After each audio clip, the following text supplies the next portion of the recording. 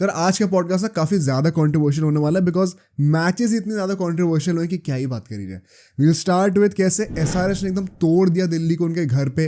एक बहुत बड़ी कंट्रोवर्सी निकल के आ रही कि यार इतनी बैटिंग फ्रेंडली पिचेस क्यों बन रही है, क्या उसमें कुछ सच्चाई है भी कि नहीं इन द फर्स्ट प्लेस, एकदम डिटेल में ब्रेक डाउन करेंगे। सेकेंड गेम जो केकेआर ने मतलब लोग कह रहे चीटिंग करके आरसीबी को हराया है, कोहली आउट नहीं था, लोमलोर आउट नहीं था, सारे मिथ्स को एकदम ब्रेक डाउन करेंगे वहाँ पर। And then will also discuss कैसे पंजाब ने ऑलमोस्ट फिर से गुजरात को हरा दिया था but once again they bottled the game. And as far as football is concern तो वहाँ पे भी बहुत बड़ी कॉन्ट्रोवर्सी हुई है between Barcelona and Real Madrid. एक गोल था जो कि नहीं दिया गया, क्या वो गोल होना चाहिए था, ओवरऑल मैड्रिड ने कैसे डोमिनेट करा, एकदम डिटेल में ब्रेकडाउन करने वाले हर एक मैच को। So let's begin.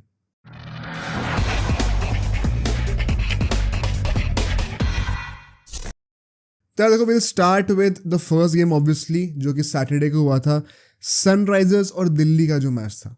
पहला मैच दिल्ली का at the Firozshah Kotla.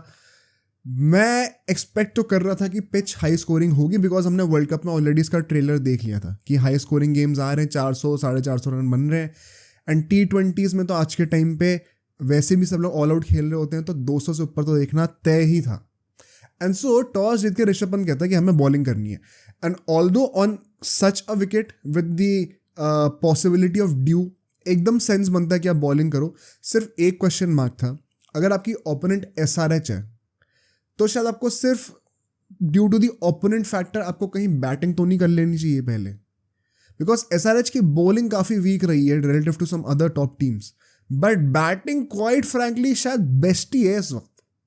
And अगर आप उस बेस्ट बैटिंग लाइनअप को पहले बैटिंग करने को दे दोगे जहाँ पे उनके पास एक ब्लाइंड टारगेट है, कोई स्कोरबोर्ड पे कोई टारगेट लिखा नहीं हुआ है चेस करने के लिए, तो वो तो फिर they will treat it as an endless possibility. मतलब ये लोग बातें कर रहे हैं ओपनली 300 रन बनाने की, यार वो मारने को तैयार हैं। तो एक ये बहुत बड़ा फैक्टर था। And genuinely think going forward जिन भी टीम्स का मैच होगा SRH से, शायद रिगार्डलेस ऑफ द पिच आपको कंसिडर करना पड़े कि हमें पहले बैटिंग करनी है। ये एक बहुत बड़ा टैक्टिकल डिसीजन होगा जो कि ये दिल्ली वाले मैच से हमें सीखना है, क्योंकि अगला मैच RCB वाला है SRH का, वो भी वो पीटेंगे वहाँ पे most likely. And this could be a lesson. The point is यहाँ पे 2-3 चेंजेस भी थे। अगर मैं दिल्ली की बात करूँ जल्दी से, वार्नर वापस आ गया था हमारा, नोकिया एंड ललित ये दोनों भी वापस आ गए थे। ललित जो है वो अपना सुमित की जगह पे आ गए थे, दोनों ऑलराउंडर्स का स्विच होता रहता है। ईशांत शर्मा जो है वो लास्ट मोमेंट पे कोई निगल आ गया था तो वो नहीं खेल पाए थे। एंड शाय होप भी बाहर हो गए थे बिकॉज फॉरनर्स का सीन रहता है। उनाटकर जो है वो निकल चुके थे SRH के लिए एंड अंदर आए थे वॉशिंगटन सुंदर। ठीक है, this was also very interesting pick which maybe does not make a lot of sense on a wicket that is so batting friendly, but Pat Cummins ने करा and did pay off decently। पहली inning की बात करते हैं, the world record power play में 125 run, 0 wickets, 125 run. मैं comprehend भी नहीं कर पा रहा कि एक मतलब मैंने सोचा भी नहीं था इन माय वाइल्डेस्ट ड्रीम्स कि एक दिन ऐसा आएगा जहां पे हम लोग 125 रन डिस्कस कर रहे होंगे, मतलब सिर्फ और सिर्फ पहले के 6 ओवर में। That is more than 20 run an over. ये रियलिटी आज की। एंड उस टाइम पे the likelihood of achieving the target of 300 seemed much more than the likelihood of not achieving it. Just the share fact ये हम लोग discuss कर रहे हैं the possibility of scoring 300 run in a T20 so openly, ये इतना weird है ना मेरे लिए, क्योंकि पिछले साल तक भी ये रियलिटी एग्जिस्ट नहीं करती थी। ये सिर्फ इस साल क्यों हो रहा है, ये एक बहुत बड़ा सोचने वाला फैक्टर है। And let's come to the controversy. काफी लोग क्वेश्चंस उठा रहे हैं कि यार पिचेस जो है ना वो इस साल इस टाइप की बन गई हैं कि आप जो है 200-250 रन तो मजाक में मार रहे हो। एंड आई वुड से कुछ हद तक सच्चाई इसमें है, 20-30% की सच्चाई चाहे तो ले लो मैक्सिमम, बिकॉज डेफिनेटली पिचेस ऐसी तो हैं जो कि बैट्समैन को बहुत ज़्यादा एड कर रही हैं, कोई इसमें क्वेश्चन है ही नहीं। बॉलर्स की पिटाई तो हो ही रही है इस फैक्टर से। The ball is too friendly off the wicket when it is, मतलब basically after pitching off the wicket it is too friendly for the batsman to not be able to जज इट। तो definitely batsman को थोड़ी help तो मिल रही है, but सच्चाई पता है क्या एक्चुअली में? And it is very crazy to think, because सच्चाई ये है कि बैट्समैन ने इस साल जो है ना अपना लेवल ऑफ गेम बहुत ऊंचा कर लिया। क्रेजी और सरप्राइजिंग चीज इसमें क्या है कि लास्ट ईयर तक इतना नहीं था, सिर्फ एक साल के अंदर हर टीम में ऐसा कैसे हो रहा है? Primarily KKR and SRH, even Mumbai I would say to certain extent. RCB ने खुद 250 रन मार दिए थे पिछले मैच में। बैट्समैन ने जिस तरीके का अपना गेम अप करा है ना, वो अनपैरेलल्ड है पिछले कुछ सीजन्स में। अगर हम लोग डिफ्रेंसिएशन लेते रहे सीजन बाय सीजन, तो जितना लेवल अप इस सीजन में हुआ ना लास्ट सीजन से, शायद ही कभी आईपीएल की हिस्ट्री में, फिर T20 क्रिकेट की हिस्ट्री में हुआ है। पिच चाहे कितना भी अच्छा कर ले ना, अगर जैसे फॉर एग्जांपल अभी जो सेकंड गेम हुआ है केकेआर आरसीबी का, अभी हम डिस्कस करेंगे उसको आगे, वहां पे केकेआर ने 220 रन बनाए हैं और तब बात हो रही थी कि मिडिल फेज में बॉल फंस के आ रहा था। Can you imagine the standards कि 220 रन बनाने के बाद भी आप कह रहे हो कि मिडिल ओवर्स में बॉल फंस के आ रही थी, तब तो 220 बने। अगर मिडिल ओवर्स में बॉल अच्छे से आ रही थी तो तुम क्या 200, 250, 280 बना देते फिर से।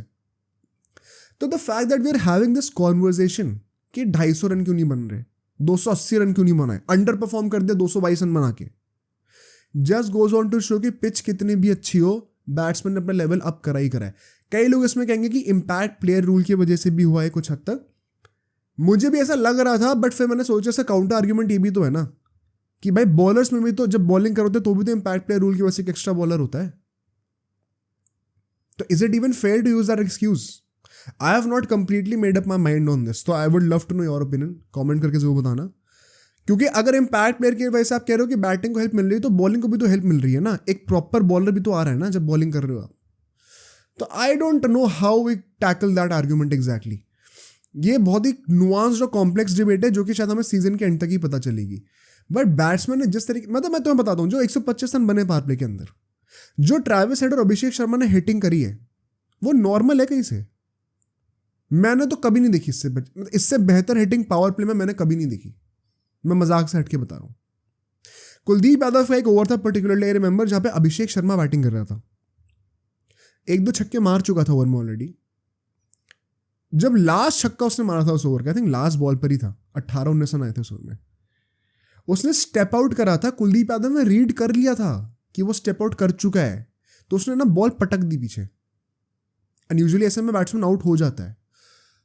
अभिषेक शर्मा ने फिर भी स्टेप आउट करते करते उस रिदम में फॉलो थ्रू में बैट चला दिया भाई, बिना बॉल के टिप तक पहुंचे, दूर से रिदम में बैट चला दिया, वो भी छक्का हो गया सामने।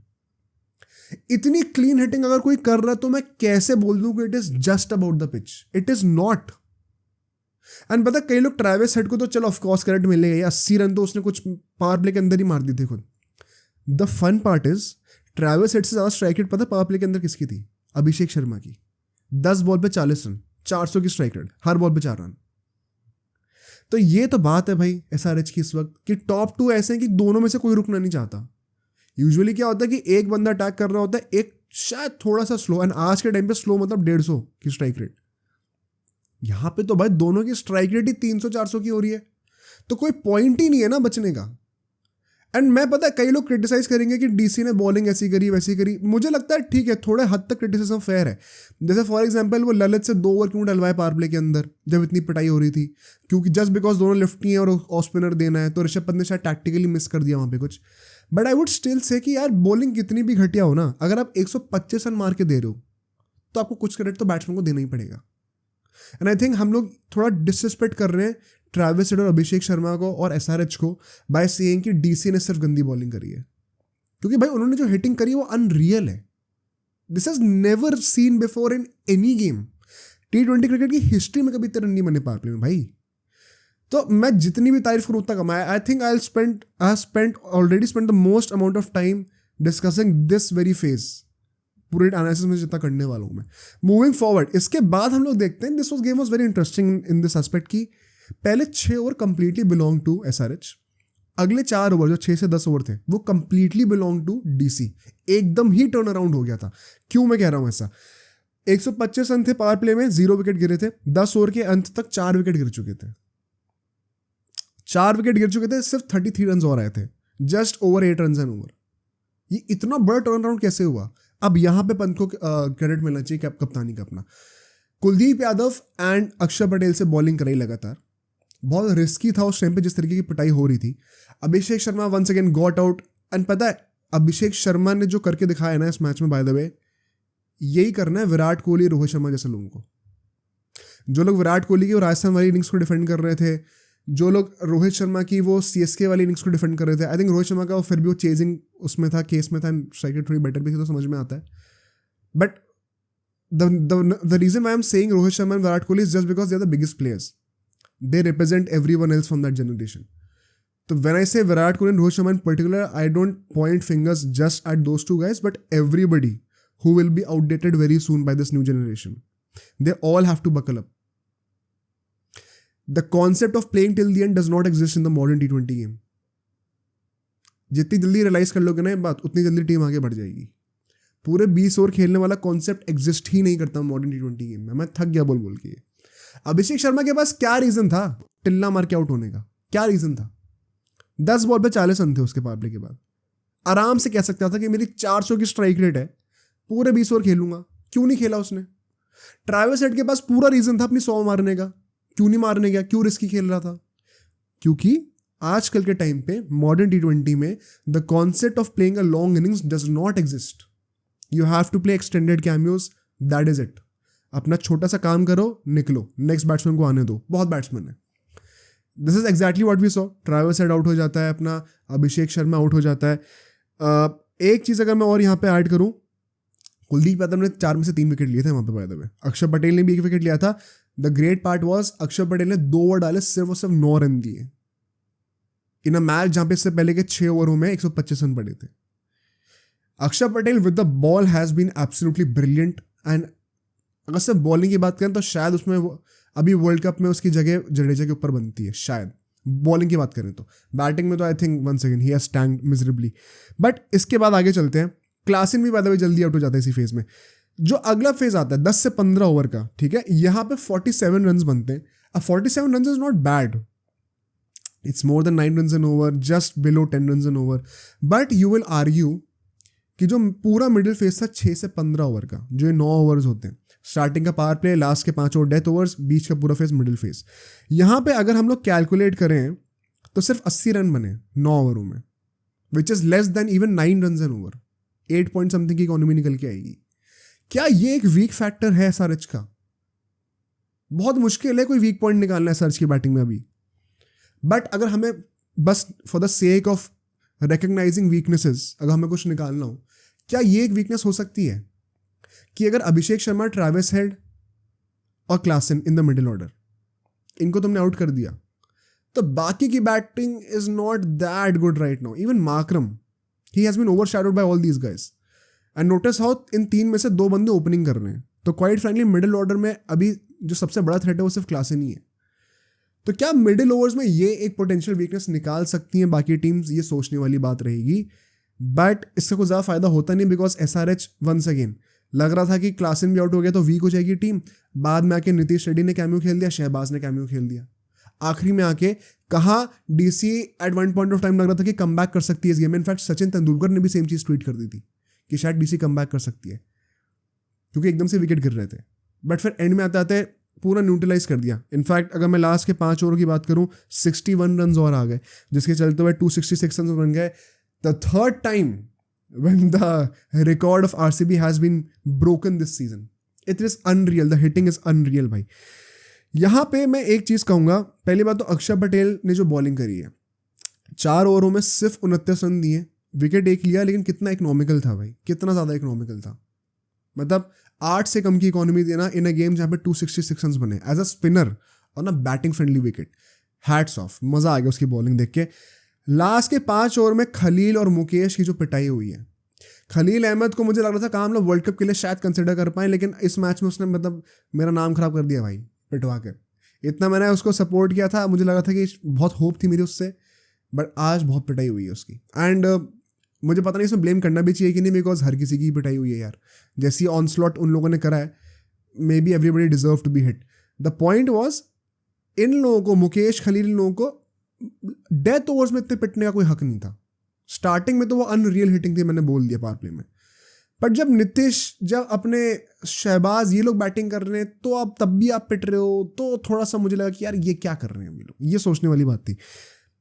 शहबाज ने in fact I think he is one of the sole reasons why इन लोगों ने 250 क्रॉस भी करा है. वरना शायद गेम बीच में अटक गया होता।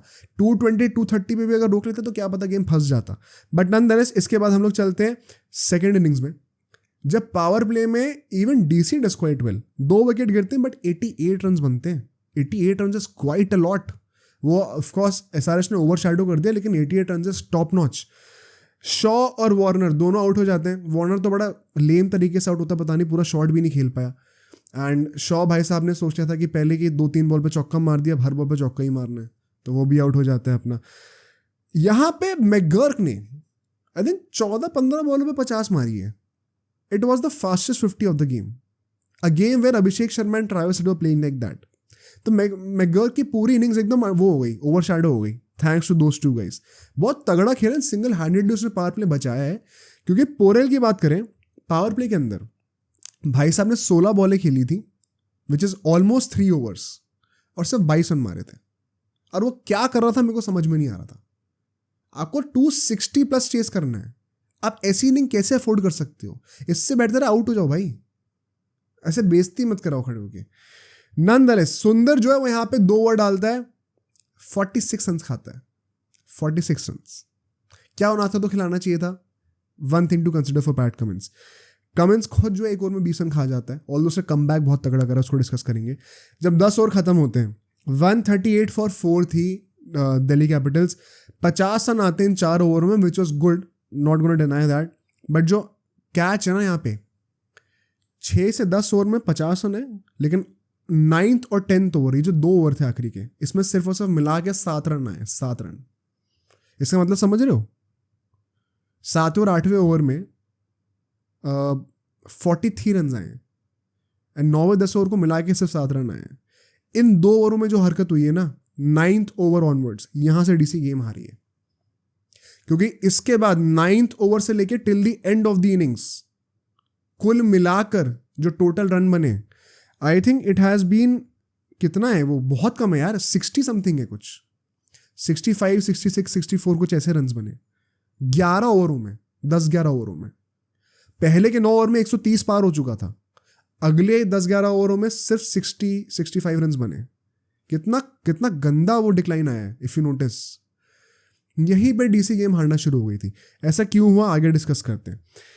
मयंक जो है बहुत एक्सपेंसिव था इस फेज में, लेकिन उसने मैकगर्क को आउट कर दिया था, पोरेल को भी आउट कर दिया था, और अब ना आखिरी के 10 ओवर पे ना पूरी रिस्पॉन्सिबिलिटी थी ऋषभ पंत और ट्रिस्टन स्टब्स पे।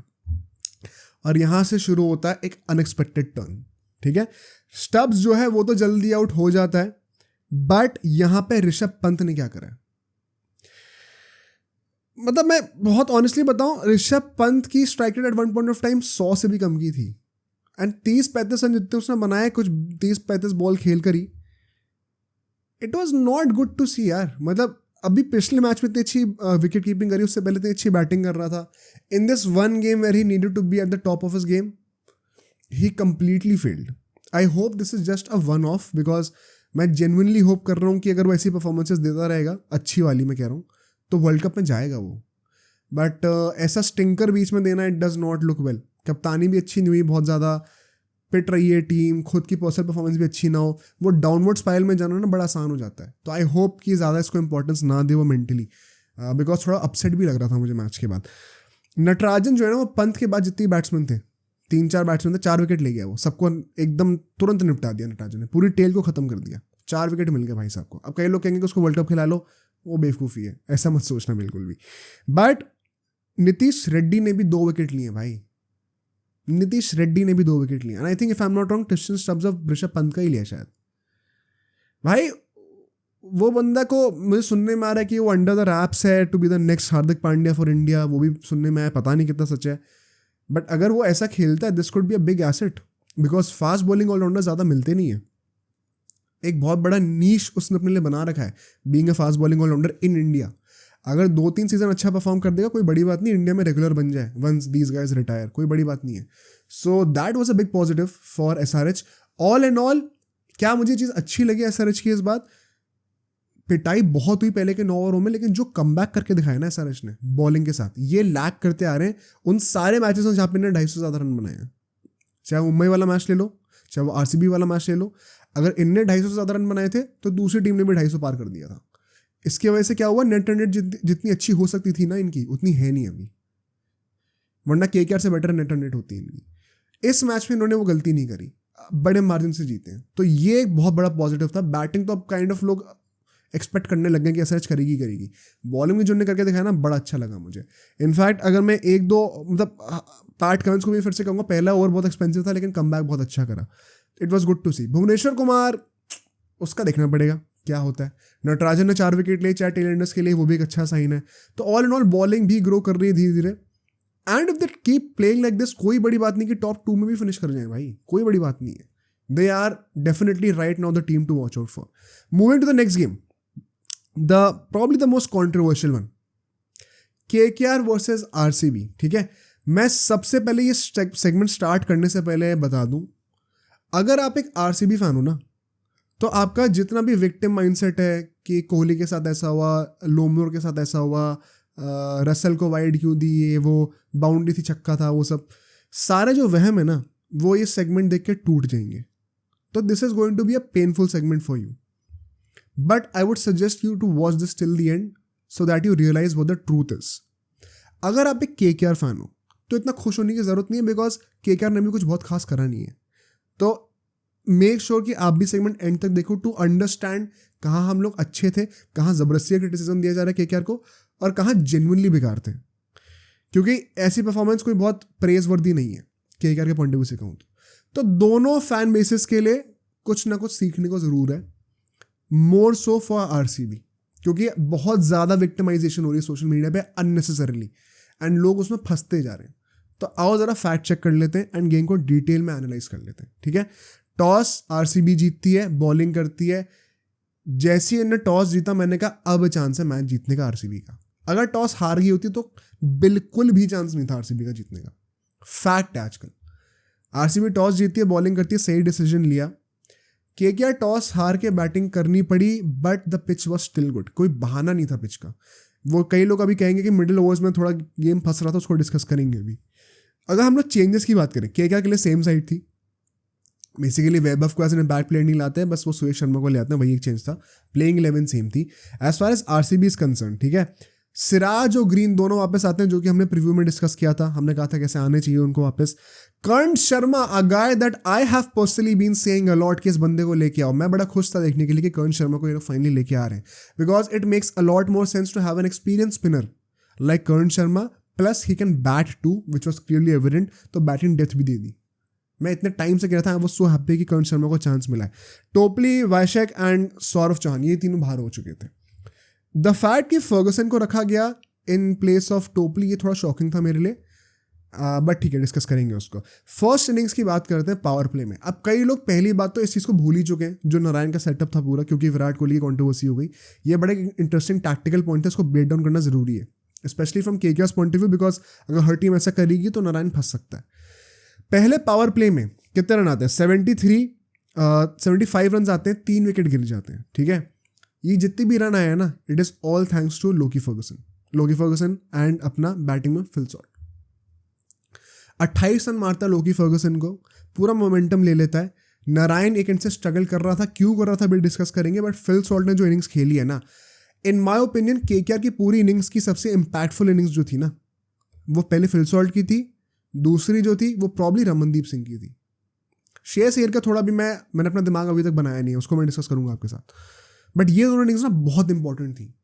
फिल सॉल्ट अगर आउट हो जाता, बड़ा आसान होता KKR के लिए कि वो पावर प्ले में 50 रन भी ना बने, बट उसने इतना अच्छी बैटिंग करी कि 12.5 की इकोनॉमी से हमने पूरा पावर प्ले खेला है। अनदर इंटरेस्टिंग पॉइंट वॉज, जो हमारे टॉप 3 बैट्समैन थे, तीनों के तीनों आज पावर प्ले के अंदर आउट हो गए थे।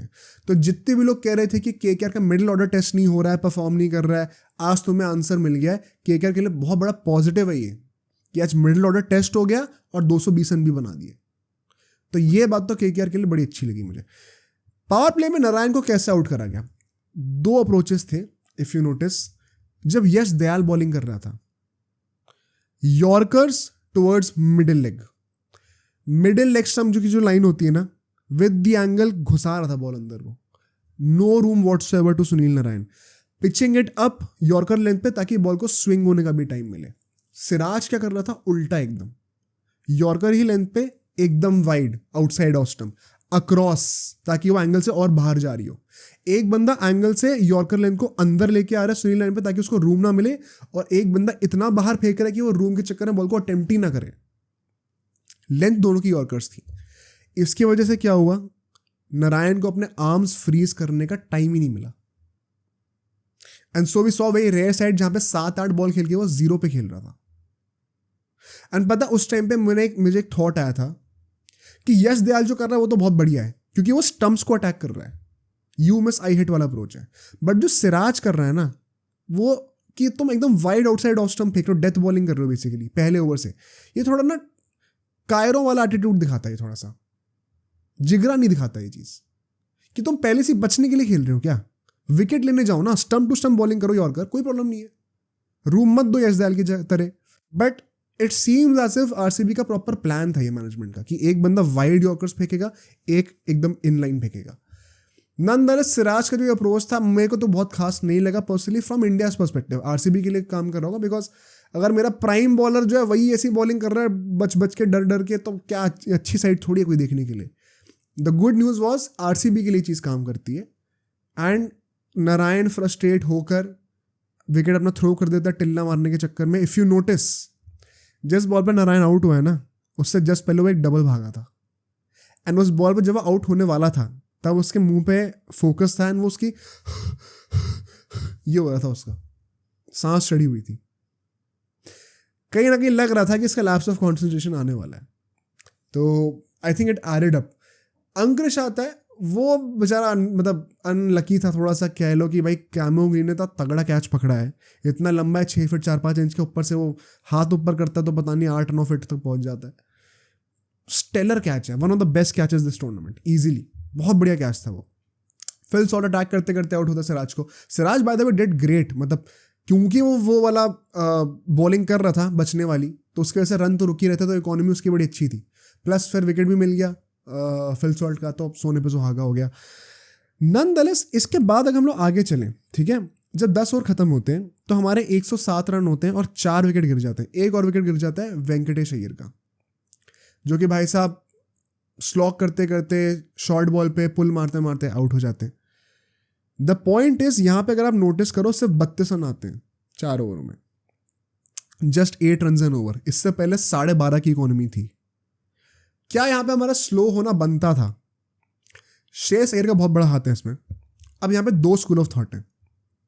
जो लोग कहेंगे कि श्रेयस अय्यर ने गलत करा, वो इस पर्सपेक्टिव से कह रहे होंगे कि यार जब इकोनॉमी 12.5 की बनते हुए आ रही है, आपने मोमेंटम रूइन क्यों कर दिया? ये हम लोग आराम से 250 रन बना सकते थे। एंड द रियलिटी है कि 222 रन जो हमने बनाए, ऑल्दो देखने में बड़ा सुंदर और बहुत हाई स्कोर लग रहा है, बट आजकल का टाइम ही ऐसा चल रहा है कि ये भी ऑलमोस्ट चेज हो ही गया था, सिर्फ 1 रन से जीते हम लोग। तो कहीं ना कहीं क्या श्रेयस अय्यर ने मिस कैलकुलेट करा एंड अपने लिए ज़्यादा खेलना था। दूसरा स्कूल ऑफ थॉट क्या है कि भाई जब 4 विकेट गिर गए ना 10 ओवर के अंदर ही, अभी आधे से ज़्यादा इनिंग बची हुई है और आपके आधे विकेट गिर चुके हैं, तो पूरा सेंस बनता है कि आप पूरा एंड तक खेलने जाओ, फिर आप ब्लेम नहीं कर सकते बैट्समैन को। यही लॉजिक यूज करके मैंने विराट कोहली को भी डिफेंड किया था पहले वाले केकेआर वाले मैच में, जब उसने 80 रन कुछ मारे थे पूरे 20 ओवर खेल के, कि जब पूरे मतलब दूसरे से विकेट गिर ही जा रहे हैं तो बंदा क्या करे। And I am tempted to say the same for Shreyas Iyer as well. मुझे कहीं ना कहीं ऐसा लगता है कि यार मैंने बहुत क्रिटिसाइज करा श्रेयस अय्यर को रिसेंटली, बट शायद आज मैं उतना क्रिटिसाइज ना करूं, because I understand where he was coming from. ठीक है, दी ओनली प्रॉब्लम वॉज जो उसने पोस्ट मैच में भी कहा था कॉन्फ्रेंस में कि भाई मैं तो चाहता था कि मैं पूरा एंड तक बैटिंग करूं, एंड वो थॉट मुझे पसंद नहीं है आज के टाइम पे। जब अभिषेक शर्मा ऐसे बैट्समैन हमें दिख रहे हैं ना, जब हम लोग विराट कोहली को क्रिटिसाइज कर सकते हैं इस चीज़ के लिए, तो श्रेयस अय्यर को भी कर सकते हैं। तो आई वोंट से कि श्रेयस अय्यर कंप्लीटली गलत है, कंप्लीटली सही था। सच्चाई यही है कि like everything in life this is also a shade of grey. थोड़ा बहुत सही भी था यहाँ पे अप्रोच, बट थोड़ा बेटर हो सकता था। ऑन दैट नोट, जब रिंकू सिंह बैटिंग करने के लिए आता है, वी क्लियरली सी कि श्रेयस अय्यर एंड तक बैटिंग करने का ट्राई कर रहा है, रिंकू सिंह एग्रेस करने का ट्राई कर रहा है, वो पावर हिटिंग करने का ट्राई कर रहा है, करता है, बट अल्टीमेटली फॉल्स। एक अच्छा शॉट था, अटेम्प्ट अच्छा था, सोच अच्छी थी, स्लोअर शॉट बॉल पे बैट के पीछे फाइन लेग के ऊपर से मारने का, बट एग्जीक्यूट सही से नहीं कर पाता, एंड सो फाइन लेग पे कैच हो जाता है। फिर आते हैं हमारे रसल भाई, जिन्होंने मैन ऑफ द मैच थे, बॉलिंग में बेहतरीन परफॉर्मेंस दी है, सिंगल हैंडेडली मैच बचा लिया हमें, थैंक यू। बट ये बात तुम डिनाई नहीं कर सकते, बैटिंग में पूरा टेस्ट मैच खेला है भाई ने। 20 बॉल पे 27 रन, आप नॉट आउट रहे हो। ये कोई एक्सप्लेनेशन नहीं है इस चीज़ का, ये जस्टिफाइड नहीं है ये चीज़। एंड अगर हम लोग शेयर को क्रिटिसाइज कर रहे हैं ना, तो फिर हमें रसल को भी क्रिटिसाइज करना पड़ेगा बैट के साथ, वरना हिपोक्रेसी हो जाएगी फिर ये। तो रसल की batting was not good, was not up to the mark. कहीं ना कहीं मुझे ऐसा लग रहा था कि रसल ना पहले खेल रहा है इस बात के लिए कि स्ट्रेटेजिक टाइम आउट आ जाए 16वें ओवर तक, उसके बाद मैं टेक ऑफ कर जाऊंगा। और फिर जब टेक ऑफ करने का टाइम है तब तक वो टेक ऑफ कर ही नहीं पाया। इनफैक्ट रमनदीप सिंह आता है जब शेर एयर आउट होता है, थैंकफुली रमनदीप सिंह ने हमें बचा लिया भाई। रमनदीप सिंह ने ऑलमोस्ट उतने ही रन मारे जितने रसल ने मारे, एंड 8-9 बॉलें खेली उसने। That was one of the most important innings in this whole game that completely change the direction in which KKR ended up. मैं बताता हूँ क्यों, स्टैटिस्टिकली बताता हूँ आपको। जब 15 ओवर हुए थे ना तो 149 for 5 था स्कोर, ठीक है, 150 रन मान के चलो ऑलमोस्ट। आखिरी के 5 ओवरों में 73 रन आते हैं, 73 रन। बट कैच पता है क्या है, जो 16वां ओवर था ना उसमें सिर्फ 6 रन आए थे। इसका मतलब आखिरी के 4 ओवरों में 67 रन आए हैं भाई साहब। That is almost 17 run every over. That is crazy. And ये क्यों हुआ है? बिकॉज एंड में रमनदीप ने आके पिटाई करी है तगड़ी। तो ये जो आखिरी के 4 ओवर में हमने एक्सप्लोर करा है ना, उसकी वजह से हम लोगों ने 222 बना दिए, वरना तो गेम फंस गया था अच्छा खासा। मुझे लग रहा था 222 जो हमने बनाए थे ना, we were at least 10-15 run short, जो हमारी ट्रैजेक्टरी चल रही थी। अगर आपने 6 ओवरों में 75 रन बना दिए हैं तो आपको कायदे से 230-235 क्रॉस करना चाहिए। बट हमने मिडिल ओवर्स में, ये पता है एक बहुत इंटरेस्टिंग एनालिसिस है, पहले के 6 ओवर में हमने 75 रन मारे थे, अगले 9 ओवरों में 6 से 15 का जो फेस था उसमें 73 रन मारे हैं। सो जस्ट इमेजिन कि पहले के 6 ओवरों में हमने अगले के 9 ओवरों में से ज़्यादा रन मार दिए थे पहली। तो ये मिडिल फेज में हमें बेटर बैटिंग करनी चाहिए थी। ऑफ कोर्स विकेट्स गिरे तो थोड़ी problem I, but intent better हो सकता था। यही क्रिटिसिज्म रहेगा श्रेयस अय्यर का। एंड कई लोग यहाँ पे आर्ग्यू करेंगे कि यार पिच शायद स्लो हो गई थी बीच में थोड़ी सी, एंड ये बात मुझे कभी समझ में ही नहीं आती भाई। पहली बात तो जब ओडीआईज आप खेल रहे होते हो तो पूरे 50 ओवर में पिच सेम रहती है, तब कोई नहीं बोलता ऐसे। बट 20 ओवर के मैच में जब पूरा गेम ही 40 ओवर का है, उसमें भी तुम आधा मैच कर दो 20 ओवर का एक इनिंग, उसका भी आधा कर दो मिडिल फेज निकालने के लिए, और सिर्फ उसमें पिच खराब हो गई है। ये फिजिक्स और साइंस से कैसे पॉसिबल है मुझे समझ में नहीं आता। तो पहली बात तो ये। दूसरी बात, अगर आप कह रहे हो पिच स्लो हो गई है, तब भी आपने 222 रन बनाए हैं, तो आज के स्टैंडर्ड्स क्या हैं भाई? अगर 222 रन ये है स्लो पिच पे, तो अगर पिच सही होते तो क्या हम 250-300 की बात कर रहे होते? वो पार स्कोर होता। बिकॉज क्वाइट फ्रेंडली 222 ही पार स्कोर ही लग रहा था, एक ही रन से जीते। तो हम किस दुनिया में जी रहे हैं आजकल, बड़ी स्केरी है बॉलर्स के लिए यार, बड़ा अनफॉर्चुनेट लगा मुझे देखने में। बट मूविंग फॉरवर्ड, अब हम आते हैं सेकंड इनिंग्स में, जहां पे कंट्रोवर्सी शुरू होती है। एंड अब जरा आरसीबी फैंस ध्यान से सुनना, तुम्हारी आंखें खुलने वाली है, ठीक है। पहली बात तो पावर प्ले की बात करी जाए, 74 रन बनते, 2 विकेट गिरते हैं। It was a much better power play for RCB than it was for KKR. उन्होंने 1 रन ज्यादा मारा था लेकिन 1 विकेट भी गिरा था। तो आई थिंक आरसीबी ने पावर प्ले में बेटर बैटिंग करी है। कोहली एंड विल जैक्स, इन्होंने पिटाई करी अच्छी खासी, ठीक है। स्टार्क ने 2 ओवरों में 36 रन खाए, 36 रन। विराट कोहली ने एक छक्का मारा था खड़े खड़े से, मुंह नीचे रख के, वेट नीचे ट्रांसफर करके, लॉन्ग ऑन के ऊपर से छक्का फ्लिक करके रिस्ट से। भाई क्या शॉट था यार वो। अगर ऐसे शॉट खेलने पे आ जाए वर्ल्ड कप में तो मज़ा ही आ जाए। बट उसके बाद क्या होता है, हर्षित राणा बॉलिंग करने के लिए आता है। मिचेल स्टार्क भाई साहब से तो बॉलिंग होनी नहीं थी, थैंक गॉड उससे तीसरा वनडे डलवाया उस टाइम पे। हर्षित राणा एक फुल टॉस फेंकता है, काइंड ऑफ स्लोअर फेंकना चाह रहा था, हाथ से स्लिप कर गई, जो कि लगता है कि नो बॉल है। विराट कोहली जो है तुरंत के तुरंत डीआरएस का इशारा करता है। अब यहां पे आओ पूरी डिस्कस करते हैं कंट्रोवर्सी को, ठीक है। सबसे पहली बात, नो बॉल थी कि नहीं थी, उससे पहले एक बहुत इंपॉर्टेंट पॉइंट और है, उसके बाद में आऊंगा। पहले यही डिस्कस कर लेते हैं, नो बॉल थी कि नहीं थी। जो बंदा इस पर डिबेट कर रहा है ना, वो क्रिकेट नहीं देखता सही से। अगर तुम इस बात पे डिबेट कर रहे हो ना, तो तुम डिल्यूजनल हो मेरे भाई। पता है क्यों? क्योंकि जब लॉ टेक्स्ट बुक पे लिखा जाता है ना, तो उस पर कोई डिबेट का स्कोप नहीं होता। मैं इस बात पे तो डिबेट करने ही नहीं वाला और ना कोई डिबेट सुनने वाला हूं कि ये नो बॉल थी कि नहीं, क्योंकि जो लॉ है ना वो सबके लिए सेम होता है। ये जो विक्टिम माइंडसेट है कि पूरी की पूरी दुनिया, पूरी की पूरा आईपीएल, पूरी 9 टीम्स बाकी जो है ये सब आरसीबी के अगेंस्ट एक कॉन्स्पिरेसी रच रही है, ये सब विराट कोहली के अगेंस्ट जानबूझ के गलत डिसीजंस दे रहे हैं क्योंकि ना आरसीबी पसंद नहीं है। ये जो विक्टिम मेंटालिटी है ना, इसी की वजह से तुम्हारी टीम कभी नहीं जीतेगी। बहुत कड़वा सच है लेकिन ये सच है।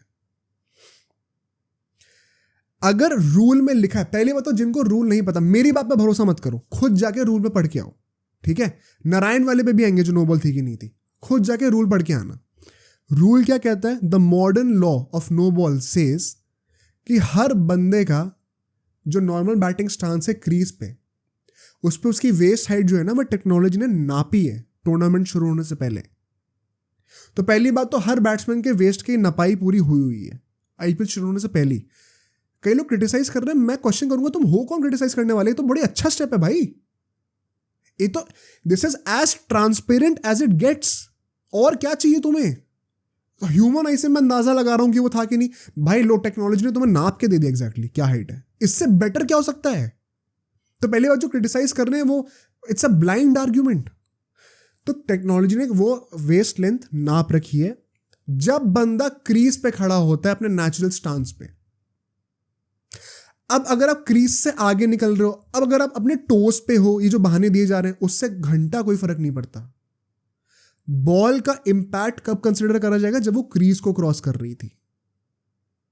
तुम क्रीज से 2 फुट आगे खड़े होकर अपने चेस्ट के सामने बैट लगा रहे हो तो तुम्हें लग रहा है कि वो नो बॉल है क्योंकि तुम्हारे वेस्ट के ऊपर बॉल का कॉन्टैक्ट हुआ है, लेकिन बॉल जब पीछे जा रही होती डिप करके to the point of crease तब वो तुम्हारी वेस्ट से नीचे होती। ये सही है या गलत इसकी बात तो होगी ही नहीं। पहले बात है कि लॉ क्या कहता है, और अगर लॉ ये कहता है तो विराट कोहली लीगल बॉल पे आउट हुआ है। तो जो आरसीबी फैंस रो रहे हैं ना इस बात को लेके, भाई क्रिकेट सीख लो, पहले क्रिकेट समझ लो, रूल बुक पढ़ लो, मेरी बात मत सुनो, रूल बुक पढ़ के आ जाओ, ठीक है। दूसरी बात, जो ये बहाना है कि टोस पे खड़ा था, आगे था क्रीज से, दैट इज सच अ डम argument because that only blames you're only blaming your own argument in that sense। क्योंकि अगर वो आगे खड़ा हुआ है क्रीज की तो it is even more evident right now कि अगर बॉल चेस्ट के आसपास कहीं लग रही तो डिप करके और पीछे नीचे ही जाएगी ना। तो ये कहना कि वो क्रीज के आगे खड़ा था तो नो बॉल क्यों नहीं दी? अबे क्योंकि क्रीज के अंदर होता तो तब तक बॉल को और रूम मिलता डिप करने का। तो तुम अगर कह रहे हो कि क्रीज के आगे खड़ा था इससे नो बॉल मिलनी चाहिए, वो तो डम आर्ग्यूमेंट है। तुम अपने आप के लिए गड्ढा खोद रहे हो उसमें। वो टोस पे खड़ा उससे कोई फर्क नहीं पड़ता, वो क्रीज पे जो उसकी नेचुरल वेस्ट हाइट थी उसी से नापा जाएगा। तो इट इज इररिलेवेंट कि वो क्रीज के आगे खड़ा है, टोस पे खड़ा है, हवा में उड़ रहा है, लेविटेट कर रहा है, कोई फर्क नहीं पड़ता उससे। टेक्नोलॉजी ने वो सारे इनटैंजिबल फैक्टर्स इक्वेशन से हटा दिए और वही तो अच्छी बात है। तो उसको क्रिटिसाइज करने वाले कौन होते हो भाई? दूसरी बात, मैं केकेआर फैन से यहां पे कंप्लेन करना चाहता हूं। तुमने नोटिस करा जब आंद्रे रसल जब बैटिंग कर रहा था 2 वाइड के डिसीजंस गलत दिए गए थे और फिर रसल ने रिव्यू लिया था एंड वो ओवरटर्न हो गया था। उस टाइम पे इसी ने लेग अंपायर ने क्रॉस चेक नहीं करा खुद कि शायद मैंने डिसीजन गलत तो नहीं दिया। अच्छा, आरसीबी फैंस उसमें पता क्या कह रहे हैं? एक बार रसल ने डक कर दिया था, नीचे झुक गया था, तो वाइड क्यों दे दी? अबे भाई क्योंकि जब वो नेचुरल पोजीशन पे था तब भी सर के ऊपर से बॉल जा रही थी, तो it is irrelevant if he ducks the ball और नॉट। ये रूल है भाई, ये रूल पढ़ के आओ पहले, फिर ये सब बकवास करा करो ना ट्विटर के ऊपर। तो वो वाइड थी, लेजेंड वाइड थी। दूसरी बात, जब रसल के साथ सेम सिचुएशन हुई थी, जब उसको नो बॉल डाली थी और वो आउट हो गया था ऑलमोस्ट पहली बॉल पे, वो छाती से गई थी बॉल, वो क्रीज के अंदर था, इतना क्लियर नो बॉल था, अंपायर ने आउट दिया उसको। अब मैं नहीं कहूं कि केकेआर के अगेंस्ट कॉन्स्पिरेसी हो रही है। और जब रसल ने रिव्यू लिया तो वो केकेआर का रिव्यू कटा है वहां से, जब ओवरटर्न हुआ तो ऐड हुआ, वो केकेआर का रिव्यू काउंट हुआ था। जब कोहली के साथ हुआ, कोहली ने यूं इशारा करा, अंपायर ने रिव्यू कंसिडर ही नहीं करा, उसने खुद ही कॉल आउट कर दिया कि मैं चेक करना चाहता हूं थर्ड अंपायर से। वहां पे आरसीबी का रिव्यू क्यों नहीं कॉल आउट करा गया? उनका एक रिव्यू कैंसिल क्यों नहीं हुआ? और केकेआर वालों ने इस चीज को उठाया क्यों नहीं? और केकेआर के फैंस अब इसके बारे में क्वेश्चन क्यों नहीं कर रहे ट्विटर पे? क्योंकि आरसीबी हार गई तो इनको विक्टिम मेंटालिटी लगाकर पीआर लगानी है अपनी। केकेआर फैंस क्यों नहीं कर रही है? तो केकेआर फैंस को भी एजुकेट होना पड़ेगा इस चीज पे भाई, अपने हक के लिए लड़ो ना। ये रोना क्या लगा रखा है ट्विटर पे? आगे बढ़ते हैं। ये there is no debate in this कि वो नो बॉल थी। दूसरी बात, अब जब हम लोग नारायण की बात करें, पावर प्ले में अगर कोई एक बंदा था जिसने अच्छी बॉलिंग करी, इट वाज सिर्फ और सिर्फ नारायण। 6 रन दिए थे उसने 1 ओवर डाल के, बाकी सबके सब एक्सपेंसिव थे। वेंकटेश कह रहा हूँ, वरुण चक्रवर्ती बॉलिंग करने के लिए आता है, फैट डुप्लेसी का विकेट लेता है। It was a stellar catch by Venkatesh Iyer, मजा आ गया वो बॉल देख के। बट उसके बाद जब पिटाई होनी शुरू होती है bye Will Jacks and Rajat Patidar, मैं जेन्युइनली बता रहा हूँ, एक स्टेज पे आके आरसीबी का ये गेम था to lose. It was RCB's game to lose. इतनी अच्छी पोजीशन पे थे वो। क्यों, मैं बताता हूँ। जब 10 ओवर खत्म हुए थे ना, 122 रन हो चुके थे। आधे से ज्यादा रन आपने 10 ओवर के खत्म होते ही बना दिए थे, और विकेट भी ज्यादा नहीं गिरे थे, सिर्फ 2 विकेट गिरे थे। तो आरसीबी को आराम से जीतना चाहिए था मैच उस पॉइंट ऑफ टाइम पे अगर देखा जाए तो। 46 रन आते हैं इन 4 ओवरों में। नारायण जो था, once again he was the economical guy यहाँ पे। बट विल जैक्स और पाटीदार ने जो पिटाई करी है, स्पेशली सुयश शर्मा की, जिसने 2 ओवर डाले थे, इंपैक्ट प्लेयर बन के आया था, 33 रन खाए। पता है सब लोग सिर्फ स्टार्क को ब्लेम कर रहे हैं, सुयश शर्मा की भी उतनी गलती है। इनफैक्ट केकेआर की पूरी बॉलिंग में, जो तुम लोग पूरी केकेआर की बॉलिंग को गंदा कह रहे हो ना, ये it is again a flawed argument. जाके अभी वीडियो पॉज करो, अभी देख लो, स्कोर कार्ड खोल के देख लो, हर किसी बंदे की इकोनॉमी देखो और सुयश और स्टार्क की इकोनॉमी देखो। इन दोनों बॉलर्स के अलावा हर कोई बॉलर बहुत तगड़ी बॉलिंग करके गया है। इन अ गेम जहां पे 450 रन ऑलमोस्ट बने, वहां पे सबसे एक्सपेंसिव बंदा apart from these 2 bowlers was Varun Chakravarthy. उसकी इकोनॉमी भी 9 से ज्यादा की नहीं थी, बाकी सबकी 8 में कुछ की है। तो कहां से गंदी बॉलिंग है केकेआर की भाई? तो केकेआर फैंस जो कि जबरदस्ती क्रिटिसाइज कर रहे हैं अपनी टीम को, सच्चाई को समझो। दूसरी बात, रजत पाटीदार विल जैक्स ने जो बैटिंग करी है भाई, जो क्लीन हिट्स लगाए हैं ना, मजा आ गया देख के। मतलब विल जैक्स तो फॉर श्योर अब रहेगा टीम में। पाटीदार पे जो क्वेश्चन उठ रहे थे, आई एम हैप्पी कि as an Indian he is doing well, could be the future of India, who knows. I know he is 30 years old, but जो भी है भाई, if he does well, could be considered for the T20s in future. You never know, कुछ भी हो सकता है। इस फेज के बाद जब हम लोग अगले 5 ओवर पे आते हैं, it was even better for RCB in the sense कि अपार्ट और रादर बेटर, तो मैं क्या कहूँ भाई, 2 ओवरों में पूरा गेम पलट गया था, लेट्स बी ऑनेस्ट। 174 रन बन जाते हैं, तो रनों के पर्सपेक्टिव से इट वॉज बेटर। 52 रन और आते हैं, बट 2 ओवर, रसल का 1 ओवर, नारायण का 1 ओवर, गेम चेंज। दूसरी कॉन्ट्रोवर्सी पे आ जाते हैं। रसल पहली बात तो पहला ओवर डालने के लिए आता है अपना पूरे इनिंग्स का, पहली बॉल पे विकेट लेता है, एंड उसी ओवर में फिर मतलब विल जैक्स और पाटीदार दोनों जो मेन बैट्समैन थे उस टाइम पे, उन दोनों को आउट कर दिया उस ओवर में। और उसके चलते हुए क्या हुआ, अगले ओवर से 2 नए न्यू फ्रेश बैट्समैन आए हुए थे। प्रभु देसाई, जो कि पता नहीं क्यों आया, आई थिंक अनुज रावत को लाना चाहिए था, क्या डिसीजन था वो, इतना अच्छा खेला था पिछले मैच में, एंड महिपाल लोमरोर। एंड फिर नारायण बॉलिंग करने के लिए आता है। नारायण उस ओवर में 2 विकेट और लेता है, उसमें से 1 विकेट था महिपाल लोमरोर का।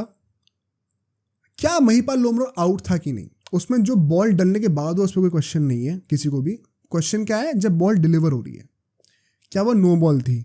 Once again it is so irritating to see RCB fans. I don't even think these are true RCB fans. एक ट्रू आरसीबी फैन पता है इतनी बकवास करेगा भी नहीं। बेसिकली दोस्त क्रिकेट फैंस जो कि सिर्फ विराट कोहली के फैन है शायद, और फिर इसलिए आरसीबी के फैन बने हुए, और ना ही ये विराट कोहली को देखते हैं अच्छे से, ना ही आरसीबी को देखते हैं। ये फैंस ट्विटर और सोशल मीडिया पे इतना गंद फैला रहे हैं ना। क्या वो नो बॉल थी? नहीं, वो नो बॉल नहीं थी मेरे भाई। और अगर कोई प्रूफ चाहिए ना जो तुम ट्विटर पे देख रहे हो, तो ये लो भाई, ट्विटर से एक और इमेज है, ये भी देख लो, ठीक है? और इसके बाद बोलती बंद हो जानी चाहिए। हर कोई एक्सपर्ट बन के मैग्नीफाइंग ग्लास ला के सबने देखी हुई है। वहां पे अंपायर्स बेवकूफ बैठे हुए हैं, क्योंकि हर अंपायर ने, पूरे के पूरे आईपीएल ने कॉन्स्पिरेसी करी हुई है आरसीबी के अगेंस्ट।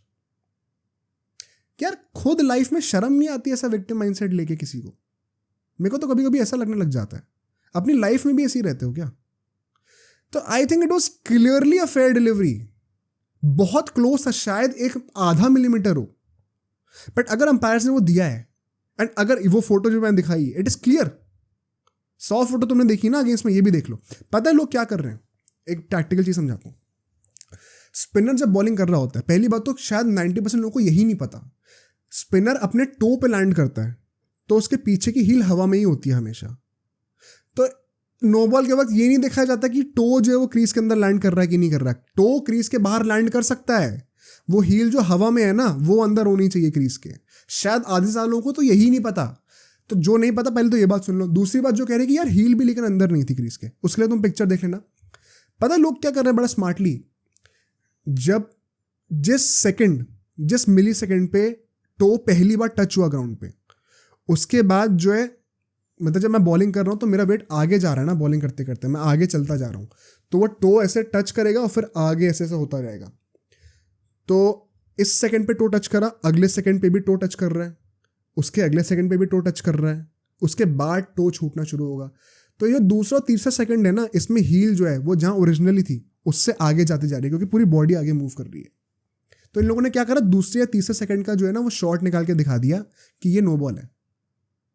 जो पहला फ्रेम होता है, जो पहला मिली सेकेंड होता है जब टो टच करता है ग्राउंड पे, उस सेकंड में, उस मिली सेकेंड में आपकी हील कहां पे थी वो मेजर होता है मेरे भाई।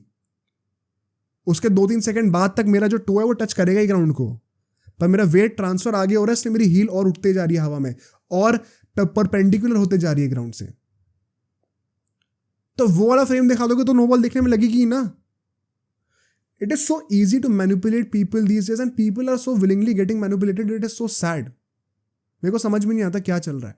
सो आई होप सारी कॉन्ट्रोवर्शियल पार्ट का तो हमने एंड कर दिया है। एंड अगर तुम अब भी इसके ऊपर मान के चले हो ना कि नहीं भाई आरसीबी के साथ गलत हुआ है, तो भाई I am so sorry, but then you are just in some really bad delusion यार। There is no logical argument to counter this, no logical argument. कोई हो तो कमेंट कर देना, फालतू में रोना मत लेकिन, ठीक है। लास्ट 5 ओवर की बात करते हैं बड़ी जल्दी से। जब आखिरी के 5 ओवर बचे हुए थे, इन लोगों को कुछ आई थिंक कितना 48-49 रन कुछ चाहिए थे। बहुत ज़्यादा रन थे नहीं, 10 रन पर ओवर से कम रन थे भाई, आराम से जीत सकते थे ये लोग मैच हारे कहाँ पे। जो पहले के 3 ओवर थे ना, इतनी बढ़िया बॉलिंग करी ना केकेआर ने डेथ ओवर्स में। Another big positive today, KKR को पता है बॉलिंग में सुयश एंड स्टार्क को हटा दो अगर, एंड आज हमारे ओपन टॉप 3 का जो लंबा ना टिक पाने का फेलियर मान लो, बाकी काफ़ी सारे ऐसे पॉजिटिव्स केकेआर के लिए इस मैच में हैं जो कि पिछले कुछ मैचेस में नेगेटिव्स थे, उनको हमने इंप्रूव करा है। फील्डिंग इंप्रूव करी है, डेथ बॉलिंग इंप्रूव करी है, मिडिल ओवर्स में जो बैट्समैन थे हमारे मिडिल ऑर्डर के उनको इंप्रूव करा है। There have been a lot of major improvements जो कि केकेआर ने करे हैं, लेकिन वो कॉन्ट्रोवर्सी की वजह से यहाँ पे वो सब भूल गए हैं। Great bowling by Harshit firstly, great bowling by Varun Chakravarthy and great bowling by Andre Russell. जो स्टार्टिंग के 4 ओवर थे ना आखिर के 5 में से, इन्होंने जो बॉलिंग करी है आराम से गेम केकेआर के हाथ में दिया है, क्योंकि आखिरी ओवर में 21 रन रह गए थे। यहाँ पे कई लोग क्वेश्चन करेंगे श्रेयस अय्यर की कप्तानी को कि भाई स्टार्क को लास्ट ओवर क्यों डलवाया। मैं बताता हूँ इसका अप्रोच क्या होता है। यूजुअली डेथ ओवर्स में जब आप बॉलर्स कैलकुलेट कर रहे होते हैं कौन कौन सा ओवर डालेगा, 2 अप्रोच होते हैं। एक होता है जो मेरा घटिया बॉलर है उसको अभी डलवाता हूँ, जो मेरे बेस्ट बॉलर्स हैं वो लास्ट के 2-3 ओवर डालेंगे, ठीक है। ये एक टिपिकल टेम्पलेट होता है। दूसरा टेम्पलेट क्या होता है, वो तब यूज होता है जब लो स्कोरिंग मैचेस होते हैं या फिर जब रन्स कम रह गए होते हैं। इस मोमेंट में रन कम रह गए थे, लेस देन 10 रन पर over were needed for the last 5 overs. तो श्रेयस अय्यर ने दूसरा अप्रोच अडॉप्ट किया, विच इज अभी पहले के 3-4 ओवरों में ही मैं अपने सारे प्रॉपर बॉलर्स को यूज़ कर दूंगा, ताकि आखिरी ओवर के लिए इतने ज़्यादा रन बच जाएं कि मेरा घटिया बॉलर भी उसको डिफेंड कर लेगा। And I think that was the right approach. मैं डिफेंड करूंगा श्रेयस अय्यर को इस बात पे, क्योंकि ही रियलाइज कि सबसे घटिया बॉलर इस वक्त मेरा स्टार्क ही है, हम उससे से बॉलिंग करानी पड़ेगी। तो आखिरी ओवर के लिए इतने रन छोड़ देता हूँ कि स्टार्क भी डिफेंड कर ले उसको, विच एक्चुअली हैपेंड। 21 रन रह गए थे, ऑल्दो आई नो कि 19-20 रन खा गया वो, but it was still just enough for even an out of form pathetic Starc to defend.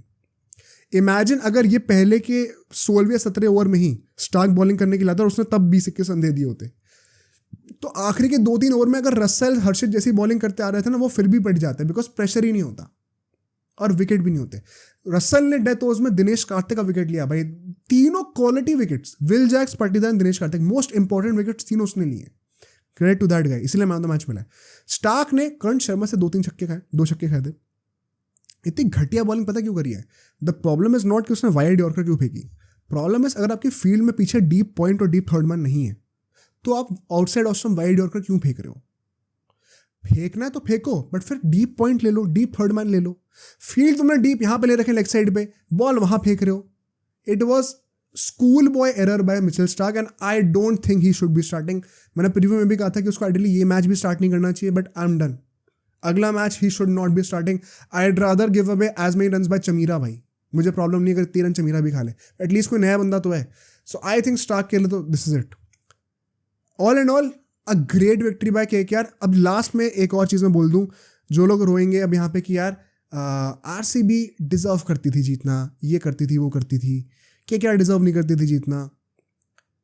ये चीज़ ना अभी आप सबको पता ही होगा, मेरा छोटा भाई भी है मोहित, वो भी आता है पॉडकास्ट में, वो रियल मैड्रिड का फैन है एंड ये वो ही चीज़ बोलता है usually. And I have come to realise कि it is actually quite true. Madrid को सब जानती हैं कैसे जीतती है, अभी सिटी के अगेंस्ट कैसे जीती थी यूसीएल में सबको पता है। Being the like city being the better team, वो फिर भी उनको नहीं हरा पाए। एंड कई लोग कहेंगे कि सिटी डिजर्व करती थी जीतना, या फिर कई बार ऐसे मैड्रिड के अगेंस्ट कहा जाता है। उसका लॉजिक ये है कि भाई जो टीम बेटर है ना, जो टीम डिजर्व करती है ना, वो जीत जाती है।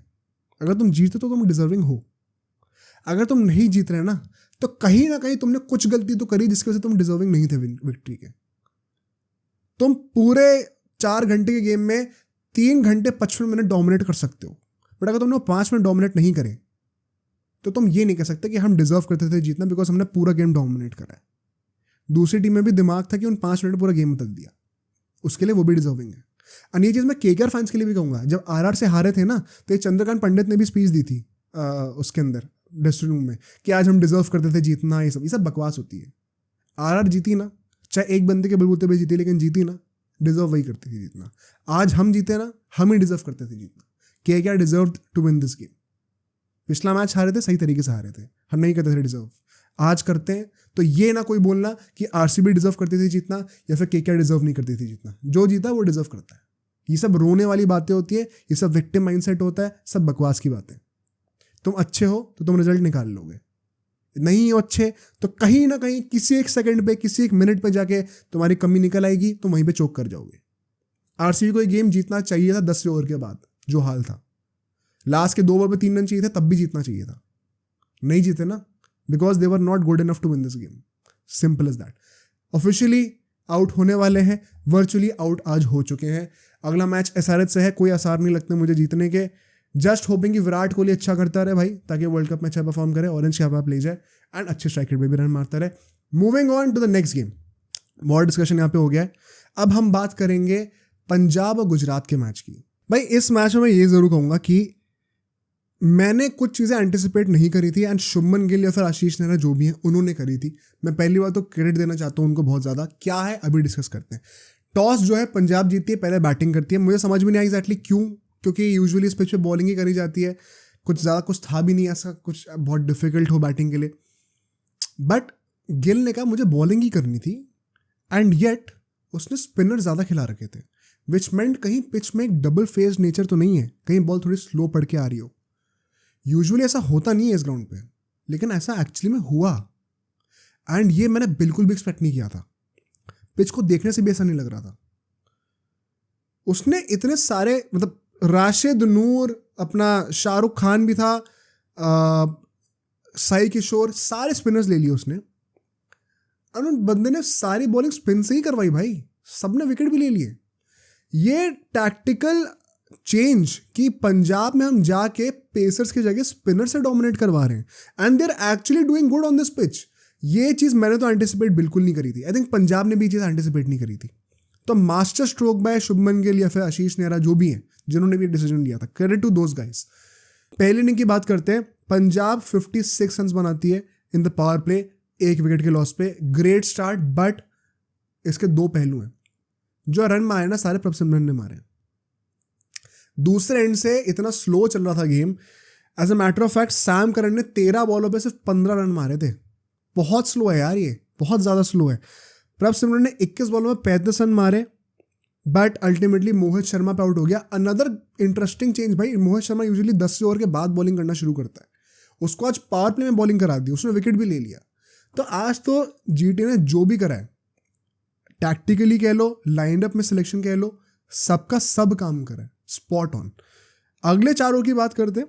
जब 10 ओवर हो जाते हैं तब 74 रन बन चुके थे पंजाब के और 3 विकेट गिर चुके थे. इफ़ यू नोटिस यहाँ पे सिर्फ और सिर्फ 18 रन आते हैं. 24 बॉलों पे 18 रन बनाना ऑन दिस विकेट, कोई एक्सक्यूज नहीं है इसका, कोई भी एक्सक्यूज नहीं है. And all thanks to Rashid Khan and Noor Ahmad, जो कि इस फेज में बॉलिंग करके दोनों विकेट्स भी लेते हैं. By the way this whole thing कि यार इन लोग को रीड करना नहीं आता ना लेग स्पिनर्स, इंग्लिशमैन को, ये आज फिर से प्रूव हो गई. चाहे वो लिविंगस्टोन के लिए ले लो, चाहे वो सैम करन के लिए ले लो, इवन राइली रूसो भी जल्दी आउट हो गया था वही स्वीप करते करते. सबके सब रिस्पिन पे आउट हुए हैं. ये this is something that is genuinely a case study that I might research on someday, कि ये इंग्लिशमैन क्यों इतना स्ट्रगल करते हैं रिस्पिन के अगेंस्ट. ये सबके सब ऐसे ही स्ट्रगल करते हैं भाई. बड़ा ही अनइम्प्रेसिव लगा मुझे देखने में.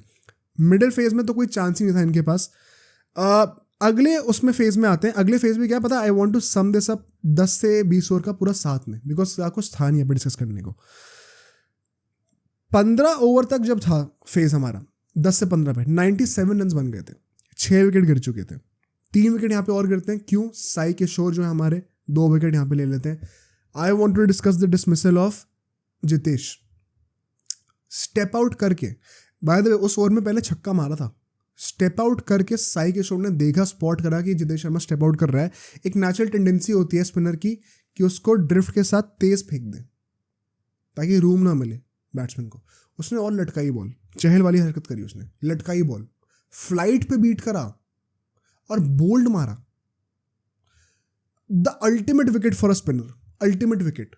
बट फॉर जितेश शर्मा, मैं किस मुंह से कहूं अब कि ये बंदा कंसिडर भी होना चाहिए वर्ल्ड कप के लिए. I think this is it. मतलब more than half of the IPL अब होने लग गया है. आई थिंक 7-8 मैचेस खेल चुकी है पंजाब. अब मुझे नहीं लग रहा कोई भी चांस है, specially with Rishabh Pant, Ishan Kishan, these guys performing so well. I don't think अब कोई भी डिबेट भी करेगा इस बात को कि अब कोई चांस मिलना चाहिए. रिगार्डलेस, इसके बाद हम देखते हैं आखिर के 5 ओवरों में सिर्फ 45 रन और बनते हैं, ऑल आउट हो जाती है टीम. ठीक है, यहाँ पे शशांक और अपना आशुतोष, वंस अगेन इनके ऊपर रिस्पॉन्सिबिलिटी थी कुछ ना कुछ करने की. बट साई किशोर जो है वो शशांक को भी आउट कर देते हैं. I think Sai Kishore 4 wicket लेते हैं. It was stellar, absolutely stellar. In fact last over में उसकी थोड़े से वो रन भी पिट जाते हैं, बट वो अगर कैच पहले ही पकड़ लिया होता, हरप्रीत बार का था शायद, I think if I am not wrong, तो वहाँ पे गेम खत्म हो गया होता, पहली गेम खत्म हो गया होता. रिगार्डलेस, पंजाब की batting depth is something that is very underrated, because Harshal Patel जैसा बंदा नंबर 10 पे बैटिंग करने के लिए आता है. It is one of the best, but quality बहुत कम है. नंबर ऑफ बैटिंग ऑप्शंस जो हैं डेप्थ वाइज वो बहुत हैं, लेकिन हर बैट्समैन की क्वालिटी थोड़ी कम है, इसलिए उसको तक क्रेडिट नहीं मिलता. हर्षल पटेल भी आता है, आउट जल्दी हो जाता है. The point was Harpreet Singh वहाँ पे बैटिंग कर रहा था और उस भाई ने पूरी एंड तक बैटिंग करी है. आखिरी की 2-3 बॉलों पे सिंगल भी लेने को मना कर दिया रबाडा को, बट ना खुद रन मार पाया और लास्ट बॉल पर रनआउट भी हो गया. तो अल्टीमेटली लास्ट के 3-4 बॉलों पे सिर्फ एक ही रन आया था. और अगर तुम लास्ट ओवर में अगर फिनिश करने को देख रहे हो, जस्ट इमेजिन अगर यहाँ पे 147 या 142 जितनी मारे लोगों ने, उसकी जगह 150-155 हो गया होता, तो शायद गेम लास्ट ओवर में कितना ज़्यादा फंस गया होता. लास्ट ओवर तक गेम गया है. तो क्या यहाँ पे प्रभ सिमरन कहना, अपना हरप्रीत सिंह ने थोड़ा मिस कैलकुलेशन करा है, थोड़ा ओवर कॉन्फिडेंट था, सोचने वाली बात है. As far as the bowling is concerned, literally everyone was spot on for अपना गुजरात टाइटंस. इकोनॉमी कह लो या फिर विकेट कह लो, किसी ना किसी एस्पेक्ट में हर कोई बंदा बहुत अच्छा था, एक्सेप्ट आई थिंक अपना संदीप वॉरियर, जिसने 21 रन दिए थे एक ओवर में पावर प्ले में. तो उसको हटा दे, जो उसने ओवर भी एक ही डाला, तो मैं क्या ही जज करूँ. बाकी हर कोई काफ़ी अच्छा था यार. तो एक कलेक्टिव परफॉर्मेंस बड़ी अच्छी लगी मुझे गुजरात से, स्पेशली अभी जो ह्यूमिलिएशन हुआ है इनका डीसी के अगेंस्ट अपने घर पे, उसके बाद से बड़ा अच्छा कैरेक्टर दिखाया फाइट बैक करने का. But coming to the second innings, यहाँ पे हम लोग देखते हैं कि पंजाब जब स्टार्ट करती है, they get a wicket. Gujarat के 44 रन थे पावर प्ले के अंदर. साहा एंड साई सुदर्शन, ये दोनों दे आर नॉट, मतलब गिल साथ में साहा एंड वन डाउन पे साई सुदर्शन, ये तीनों काम नहीं कर सकते साथ में. जहां पे हम लोग देख रहे हैं अभिषेक शर्मा और ट्रेविस हेड जैसे बैट्समैन हैं, फिल सॉल्ट और नारायण जैसे बैट्समैन हैं, इवन रघुवंशी जो कि नहीं खेला इंडिया के लिए, वो भी ऐसी बैटिंग कर रहा है. मैं किस मुंह से कह दूं कि साहा, सुदर्शन और गिल का कॉम्बिनेशन कहीं मैचअप भी करता है आसपास?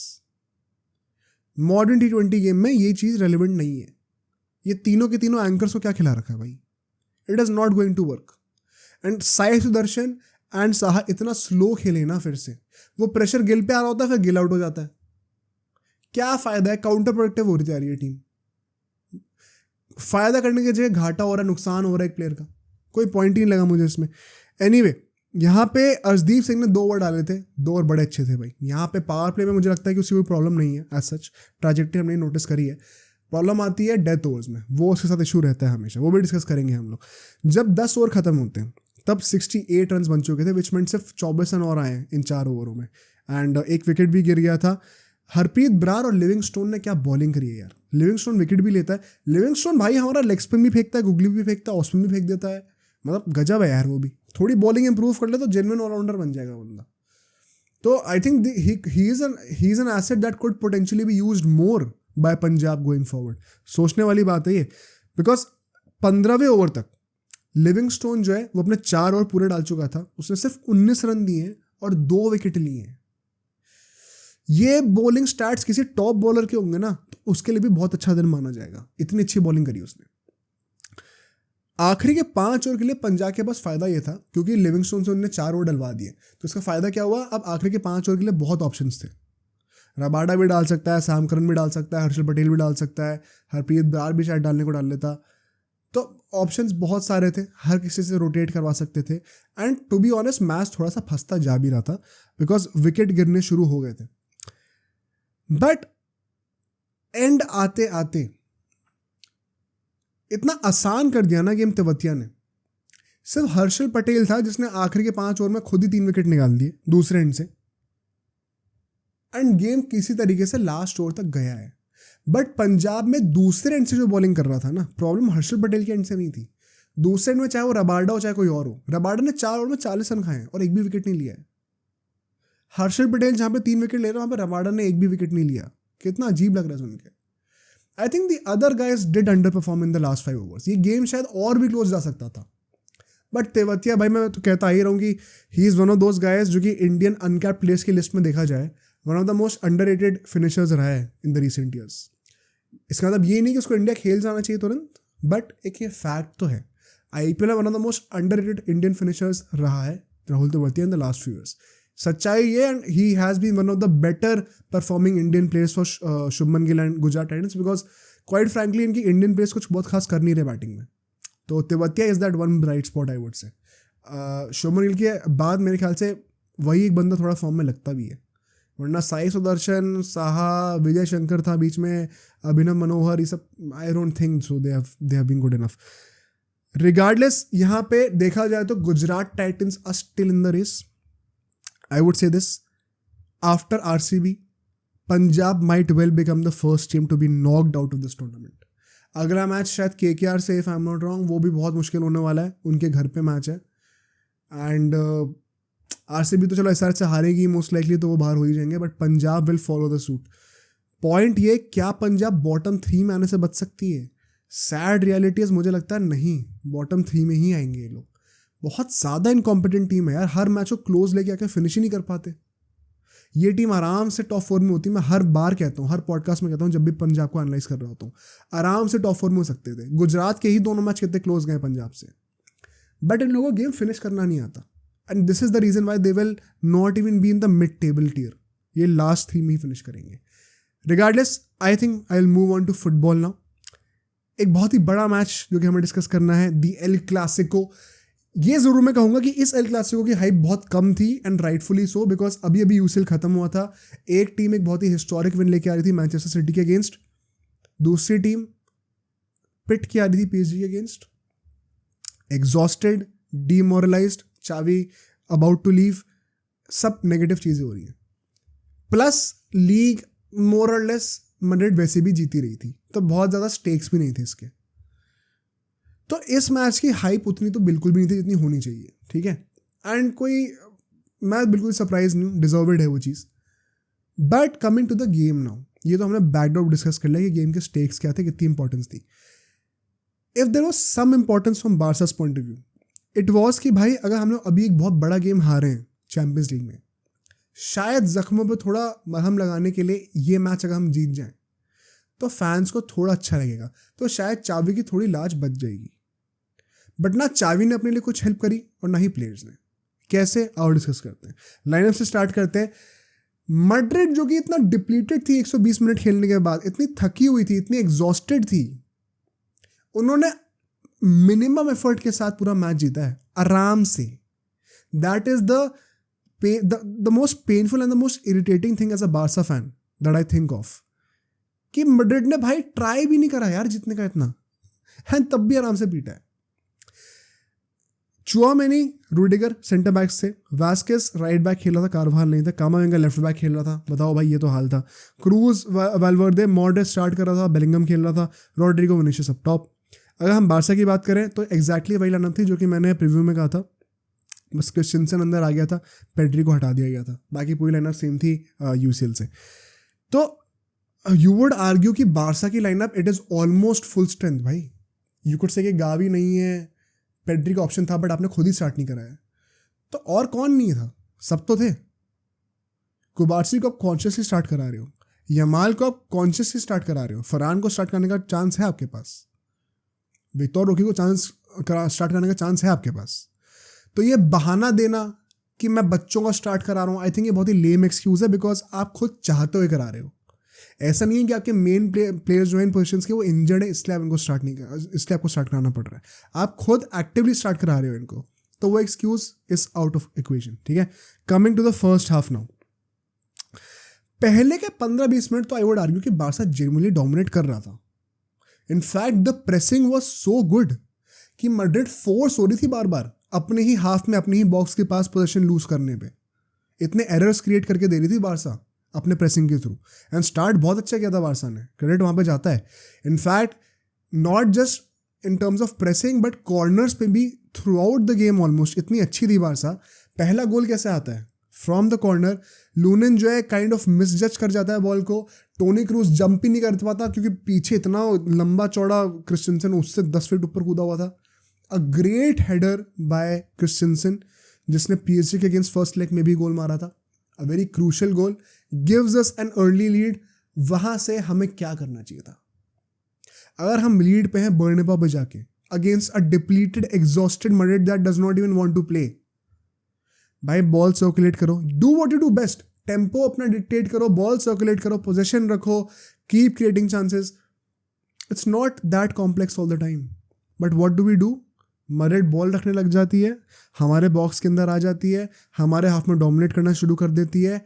इवेंचुअली एक गोल आना ही था।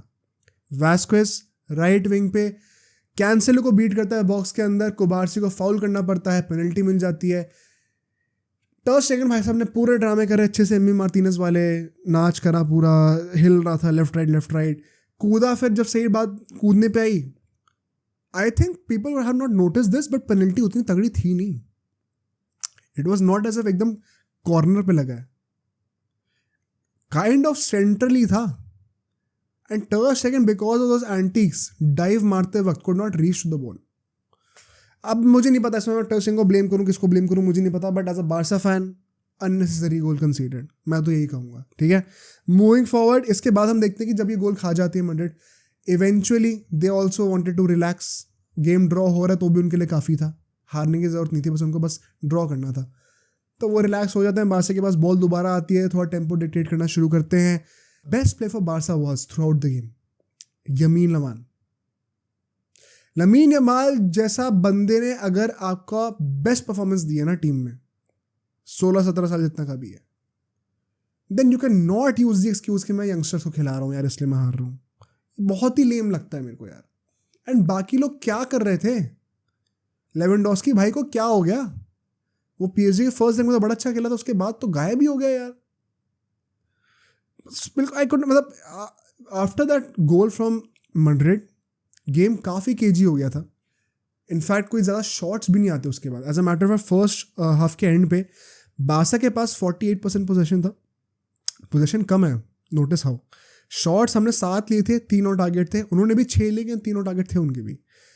क्रेजी पार्ट इज एक्सजी हमारी 0.45 की थी, मैड्रिड की एक्सजी 1.61 की थी, almost triple the xG of hours.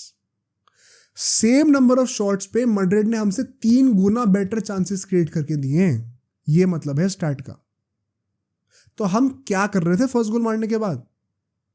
और किस्मत जब खराब हो ना तो भाई डियोंग को भी इंजरी हो गई, पता नहीं क्या हुआ एंकल पे भी। जब मैं शूट करूँ तो कोई न्यूज़ आई नहीं है, स्ट्रेचर पे गया यार बेचारा वो। तो nothing was working. Second half पे 2 सब्स्टिट्यूशन तुरंत हो जाते हैं।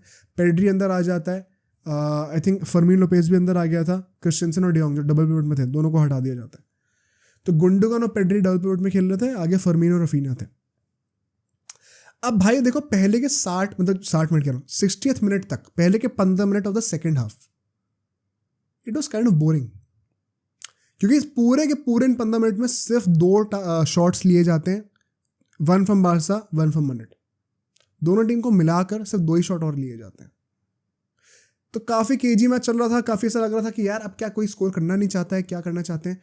And my biggest criticism for Barça is this, जब आपको पता है एक नया हाफ शुरू हो रहा है, जब आपको पता है कि अभी भी गेम 1-1 पे है, बेसिकली आप क्लीन स्लेट से स्टार्ट कर रहे हो, आपने और इंटेंसिटी क्यों नहीं दिखाई?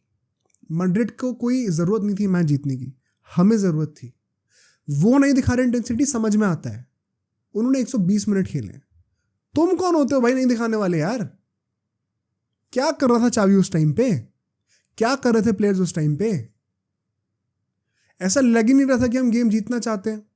फर्मीन लोपेज जैसा बंदा जो कि सब हो क्या है, वो लग रहा था कि भाई वो गोल मारना चाहता है, और वो हमेशा लगता है उसको देख के भाई टेरिट टू हिम, वही गोल मारता है फाइनली हमारे लिए, लीड देता है हमें।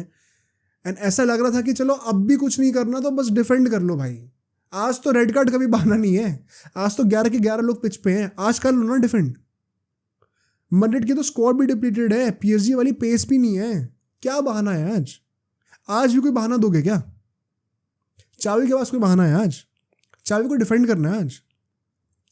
This is the reason why I always say we have to move on from Xavi. अगर तुम आज भी चावी को डिफेंड कर रहे हो ना तो then you have a blind argument to this. वो कूलेर के नाम पे तुम क्या ही हो, फिर वो तुम चावी लवर हो, फिर तुम कूलेर नहीं हो फिर तुम। तो I think Xavi has no business in saying कि आज किसी और की गलती थी, इसकी गलती थी, आज दिन अच्छा नहीं था, आज भगवान नहीं चाहते थे। आज पूरा फॉल्ट टीम और उसके ऊपर है। जैसे ही हम सेकंड गोल मारते हैं उसके तुरंत बाद वास्क्वेज जो है बॉक्स के अंदर एक एम्प्टी रन बना रहा है, कैंसेलो पता नहीं क्या कर रहा है। ये चीज़ हमने उसको कैंसेलो को रिसेंटली कुछ गेम्स में करते हुए देखा है। जब फार पोस्ट पे एक बंदा चुपचाप रन बना रहा होता है, कैंसेलो सो रहा होता है वहां पे, आराम से क्रॉस आता है, वास्क्वेज गोल मार देता है, इक्वलाइज हो गया। अब भाई इक्वलाइज हुआ तो हमें ही तो गोल मारना पड़ेगा ना मैच जीतने के लिए, बिकॉज 1 सेकेंड मैड्रिड को तो मैच जीतने की जरूरत है ही नहीं। गोल कौन मारता है? It is actually real Madrid. Brahim Diaz को सब इन करते हैं लास्ट मोमेंट पे। एक तो बाय द वे होजेलू को सब इन किया था उसने, क्या वो जो लीफ डमी करा है, very impress with that. It had to be Bellingham. Bellingham goal मारता है, फरवरी से लेके उसने अभी तक गोल नहीं मारा था। It had to be against Barcelona. पहले लेग में भी, पहले लेग कह रहा हूँ, उसने पहले बार जब हुआ था मैच बारसा ने उसका रियाल का, कैंप नो पे 2 गोल मारे थे उसने। 2 गोल मारा था, 1 गोल मारा था, I don't remember exactly. The point here is, अगर आपको जीतना मैच तो आपको इंटेंट दिखाना पड़ेगा। अगर Real Madrid effortlessly, minimum effort maximum results, depleted squad, uncaring attitude, no intensity, अगर इन सब के साथ भी हमें 3-2 हरा दे रही है ना, तो हमारा लेवल क्या रह गया है? कभी सोचा है? क्या बहाना दूं मैं अब? तुम क्या बहाना दोगे बारसा को डिफेंड करने के लिए? This is humiliation. अगर हम लोग सीजन कह रहा हूँ हाफ के एंड की बात करें, 53% पोजीशन हमारा हो गया था, बॉल हमने ज़्यादा रखी है, हमने 15 शॉट लिए, 6 ऑन टारगेट थे, उन्होंने 14 शॉट ही लिए हैं, टारगेट पे 8 थे। लेकिन वंस अगेन हमारी XG 1.33 की थी, उनकी 2.41 की XG थी। उन्होंने कम शॉट्स अटेम्प्ट करे हमसे, लेकिन उनकी XG हमसे ज़्यादा थी। इसका बहुत बड़ा रीज़न पता क्या है? बीच में ना 2-3 बार ऐसा हुआ है, मुझे याद है, specially towards the end of the game, Madrid ने पूरा बारसा को खोल के, चाहे वो होसेलू हो चाहे वो बेलिंगम हो, ये लोग ऑलमोस्ट स्कोरिंग पोजीशंस पे आके ने मिस करा है गोल। या तो मिस कर दिया due to some sloppy mistake in the final third, या तो ऑफसाइड हो गए। बारसा के साथ ऐसा क्यों नहीं हो रहा था? I genuinely have no explanation. मतलब मैं टैक्टिक्स में घुसता रहूँ, कोई पॉइंट ही नहीं है उसका. इसने यहाँ ऐसे रन क्यों नहीं बनाई, उसने वहाँ पे क्यों नहीं खड़ा हुआ, फॉर्मेशन ये क्यों नहीं थी, उस पर डिस्कशन करते रहो.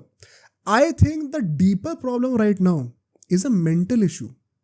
There is no point in discussing tactics if you are not mentally sound. Tactics को डिस्कस करके इंप्लीमेंट पिच पे कब करोगे? जब दिमाग सही जगह पे होगा ना. जब दिमाग ही सही जगह पे नहीं है, जब एटीट्यूड ही वो नहीं लग रहा जीतने वाला, जब पूरे दिल में बसा ही एक्सक्यूज मेंटालिटी है, तो तुम कहां से मैड्रिड को हराने वाले हो? सिटी नहीं हरा पाई, हम हरा देंगे. It is a wake-up call for every Barca fan that was blindly supporting Xavi, that was blindly giving excuses for the red card against PSG कि हम उसकी वजह से हारे. ये असलियत तुम्हारे सामने आ गई है, खोल के देख लो. ये मैंने PSG से जब हम हारे थे सेकेंड लेग, तब भी मैंने उसके रिव्यू में यही कहा था कि ये सब बहाने होते हैं कि हाँ बस 11 लोग होते तो हम हरा देते, हम ये कर देते, ये कि रेफरी हमारे अगेंस्ट था, वो था. ये सब बहाने हैं, सब बकवास है. हमारी टीम कॉम्पिटेंट ही नहीं है, ना हमारा मैनेजर कॉम्पिटेंट है. मुझे नहीं फर्क पड़ता वो हमारा लेजेंड है कौन है. तुम मुझे खुद बता दो, अगर चावी की जगह कोई और बंदा होता, सर चावी का नाम हटा दो, तुम उसको इतने रिस्पेक्ट से ट्रीट करते? somebody that does not have any experience in Europe as a manager by the way. And एक जो लास्ट पॉइंट है जो कि इस मैच की कंट्रोवर्सी थी, ऑफ कोर्स उसको डिस्कस करें बिना कहां से चले जाएंगे. जो बारसा का एक सेकंड गोल आ सकता था यमाल से कॉर्नर पे, जब वास्केस फिर से उसको कवर नहीं कर रहा था, क्या वो गोल था? क्या वो लूनन ने सही टाइम पे क्लियर करी थी? 2 पॉइंट है यहाँ पे, ठीक है. पहली बात तो ये, जो तुम्हें कह रहा है गोल था गलत कह रहा है, जो कह रहा है गोल नहीं था गलत कह रहा है, ठीक है. क्योंकि सेकंड पॉइंट पता है क्या है, हमारे पास करेक्ट एंगल्स ही नहीं थे जज करने के लिए. And so benefit of the doubt जो है वो दिया गया है. एंड यहाँ पे क्वेश्चन आएगा ला लीगा पे, उनकी कॉम्पिटेंसी पे, उनके इन्वेस्टमेंट पे कि भाई यहाँ बस एडिक्वेट कैमरा एंगल्स क्यों नहीं थे, कि इतनी सिंपल बॉल जो है वो हमें नहीं दिखी. Because I will tell you, कुछ एंगल से लग रहा है कि इट वॉज क्लियरली इनसाइड, आराम से गोल था. कुछ एंगल से देख के लग रहा है कि बॉल के लाइन के ऊपर थी, तो गोल नहीं था. तो मैं किस एंगल पे ट्रस्ट करूं? मुझे एकदम एक परफेक्ट एंगल क्यों नहीं दिया जा रहा जहां से मैं एकदम एब्सोल्युटली जज कर सकूं? आई थिंक यहाँ पे ला लीगा की गलती है, ना मैड्रिड की गलती है, ना बारसा की गलती है. एंड अगर रेफरीज फिर भी कह रहे हैं कि गोल नहीं है, तो we have to accept and take them on their face value. ये विक्टिम मेंटालिटी वंस अगेन की रेफरी की वजह से हम हार गए, मुझे ये सब नहीं चाहिए. अगर रेफरी ने बोला है तो देख कर ही बोला होगा, ना तुमने देखा है ना मैंने देखा है. उन्होंने देखा है ना, तो जिसने देखा उसकी सुन लो, या तो हम खुद जगह कर ले वहाँ पे, ठीक है. Yes, transparency should be more, angles should have been given and should have been better, but ये क्राई बेबी बनने का बहाना नहीं है कोई भी, ठीक है. So Madrid deserved to win this game, we did not.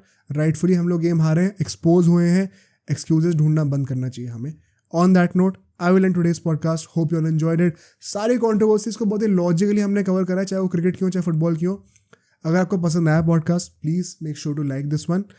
Channel को सब्सक्राइब भी कर दीजिए, और जो अगला पॉडकास्ट आपको इस चैनल से ज़रूर देखना चाहिए वो आपको यहाँ पे दिख जाएगा, उसको भी देखिए.